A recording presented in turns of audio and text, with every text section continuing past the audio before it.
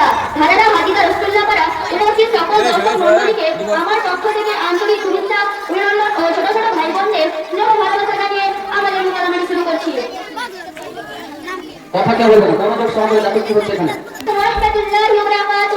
অন্ধকার পথ থেকে আলোর পথে আসা ধারারা হাদিদা রসুল্লাহ পাড়া উপস্থিত সকল দর্শক মণ্ডলীকে আমার পক্ষ থেকে আন্তরিক শুভেচ্ছা অভিনন্দন ও ছোট ছোট ভাই বোনদের স্নেহ ভালোবাসা জানিয়ে আমাদের মোকালামাটি শুরু করছি। আমাদের মোকালামাটির মূল বিষয় হচ্ছে হলো অন্ধকার পথ থেকে আলোর পথে আসা। আসসালামু আলাইকুম ওয়া রাহমাতুল্লাহি ওয়া বারাকাতুহু। I am verified. আরে বোন, আমি তোমাকে সালাম দিলাম, সালামের উত্তর না দিয়ে বলছো আই এম ভেরিফাইড। তা বলবো না? তুমি জানো না, যখন আমরা একসঙ্গে স্কুলে যেতাম তখন আমাদের মাস্টারমশাই বলতেন আমাদের কারোর সাথে হ্যালো বলবে, আপনি এসব বাদ দিয়ে সালাম দিলে কেন? আরে বাবা থামো তো, তোমার আমার মাস্টারের মাস্টার তিনি হলেন মোহাম্মদ মুস্তাফা সাল্লাল্লাহু আলাইহি ওয়াসাল্লাম। আর তিনি হাদিস শরীফের মধ্যে বলেছেন আসসালামু আলাইকুম সালাম, অর্থাৎ তোমরা কারোর সঙ্গে কথাবার্তা বলার পূর্বে সালাম আদান প্রদান করো। তা বাদ দাও এসব, বলো তুমি এখন কেমন আছো? আলহামদুলিল্লাহ, আল্লাহর রহমতে আমি অনেক ভালো আছি। অবশ্যই বললে আলহামদুলিল্লাহ বোন, তুমি আলহামদুলিল্লাহ কি কথা বলছো কেন? বলবো না? তুমি জানো না, যখন আমাদেরকে কেউ জিজ্ঞাসা করে সবাই কেমন আছো, তখন আমাদের বলতে হয় আই এম ভেরিফাইড। আমি দেখ মোবাইলে লাইভ কোনটা চলছে এটা। আরে বোন, যখন আমাদেরকে কেউ কিছু জিজ্ঞাসা করে সেটা যদি ভালো কিছু হয় তাহলে নাউজুবিল্লাহ, তাহলে কুরআন সুন্নাহর আলোকে আলহামদুলিল্লাহ, মাশাআল্লাহ এবং জাযাকাল্লাহ বলতে হয়। আর সেটা যদি খারাপ দিক হয় তাহলে নাউজুবিল্লাহ বলতে হয়। তাই যাই হোক, তুমি এরকম ইসলামী জিয়াদের মতো পোশাক পরে কোথায় যাচ্ছ তুমি? কি তুমি আমাকে জিজ্ঞাসা করলে কেন? আমি যখন জিজ্ঞেস করেছি এটা কি কোনো অপরাধ? আর তুমি কি বলতে চাইছো? তোমার মতো হাতে ধোয়া গোরখা পরে আমি ঘুরে বেড়াবো?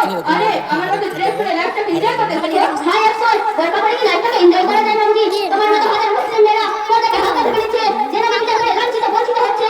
এই তোমার সমস্যার কথা বলো তো। আমার কোনো সমস্যা নেই, সমস্যা হলো তোমাদের ইসলামের সুন্দর সংস্কৃতি ছেড়ে পরচর্চা অচমঙ্গল সংস্কার তোমাদের ভালো লাগে, তাই তো তোমরা ঘরে কোথাকে ঘুরে বেড়াও। এই কখন থেকে শুনে যাচ্ছি কথা কথা, তা কথার মানে কি বলো তো? কথার মানে হলো কোনো করে বেঁধে রাখা, এই পরচর্চা করাটা ইসলামের একটি বিধান। আর এই পর্দাকে আল্লাহ পাক কুরআনের মধ্যে কি বলেছেন জানো? কি বলেছেন আবার? আল্লাহ পাক কুরআনের মধ্যে শুরু থেকে বলেছেন হে নারীরা তোমরা তোমাদের ঘরে অবস্থান করো।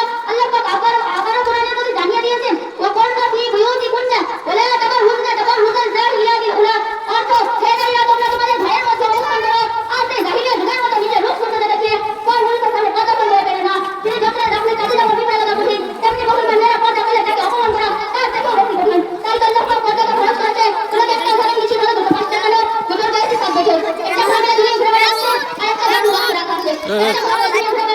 একজনের হাত থেকে অন্যজনের হাতে যাচ্ছে, ছেড়ে ছেড়ে নোংরা হয়ে যাচ্ছে। আর একটা যত্ন বাক্সে রাখা আছে, এখনো নতুনের মধ্যে চকচক করছে। পর্দাবাড়ি ও বেপর্দাবাড়ি মুসলিম নারী দুষ্কর্মী পার্থক্য। যাই হোক, তোমার সঙ্গে আজ আমাদের তর্ক করে আমার সময়টা নষ্ট করে ফেলেছি। দাঁড়াও বোন, পিকনিকে না গিয়ে নামাজটা পড়ে নিলে হতো না? কিসব বলছো তুমি? আমি পিকনিকে না গিয়ে নামাজ পড়বো? আর আমি আল্লাহকে তো বিশ্বাসই করি না। আর আমি নামাজ পড়ে কার কাছে মাথা নত করবো? নাউজুবিল্লাহ বোন, তুমি কি বলছো? আরে বোন, আল্লাহকে তো দেখা যায় না, তাহলে আমি কিভাবে বিশ্বাস করবো? আচ্ছা বোন, তুমি যে বাতাসটাকে অনুভব করো তাকে যদি তুমি দেখতে পাও তাহলে সেটা কোনো বিশ্বাস করো। আর যখন তোমার মাথা যন্ত্রণা করে সেটাও তুমি দেখতে পাও, তুমি অনুভব করো তাহলে সেটা কোনো বিশ্বাস করো।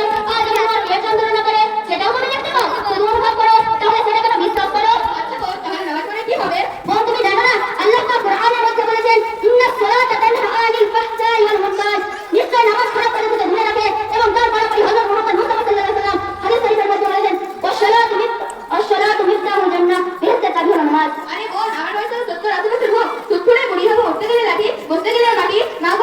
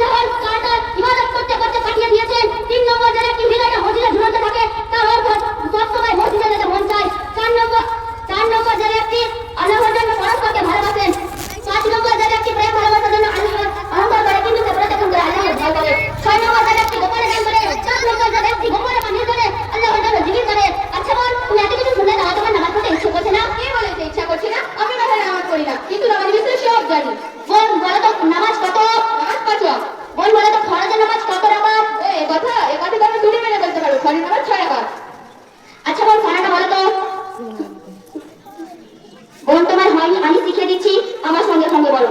সুবহানাকা আল্লাহুম্মা সুবহানাকা আল্লাহুম্মা ওয়া বিহামদিকা বিহামদিকা ওয়া তাবারাকা ইসমুকা ওয়া তাবারাকা ইসমুকা ওয়া তাআলা জাদ্দুকা ওয়া তাআলা জাদ্দুকা ওয়া লা ইলাহা গায়রুক। ওয়া লা ইলাহা গায়রুক। আচ্ছা বোন, আমি না ইসলামের সম্পর্কে অনেক তর্ক করে ফেলেছি। আমাকে ইসলামের কথা আনতে হলে কি কি করতে হবে? প্রথমে তোমাকে তওবা করতে হবে এবং আমাদের মক্তবের হাফেজ মওলানা ঈসা সাহেবের কাছে ভর্তি হতে হবে।